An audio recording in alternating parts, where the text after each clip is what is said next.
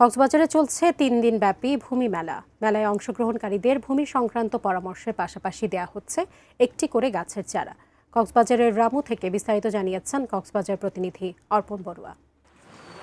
ভূমি মেলা ২০২৫ এবং ভূমি সেবা সপ্তাহ ৩ দিনব্যাপী প্রোগ্রাম আজকে গতকালকে শুরু হয়েছে কক্সবাজারের ৯টি উপজেলায়। এই মুহূর্তে আমি রয়েছি রামু উপজেলা ভূমি অফিসে। এখানেও আজকে সকাল থেকে আমরা দেখতে পাচ্ছি ভূমি সংক্রান্ত যে কোনো ধরনের জটিলতা নিরসনে কক্সবাজারের এই রামু ভূমি অফিসের পক্ষ থেকে যারা কর্মকর্তা রয়েছেন তারা আসলে সাধারণ মানুষকে বিভিন্ন দিক নির্দেশনা দিচ্ছেন। এখানে যারা এই স্টলে যারা পরামর্শ নিতে আসছেন ভূমি মেলা উপলক্ষে তাদেরকে এখানে তাদের জন্য ব্যতিক্রমী উদ্যোগ গ্রহণ করা হয়েছে। তাদেরকে একটি করে বৃক্ষ উপহার দেওয়া হচ্ছে, যে বৃক্ষগুলো ফলদ বৃক্ষ বলে আমরা দেখতে পাচ্ছি, বিভিন্ন জাতের বিভিন্ন ফলদ বৃক্ষ।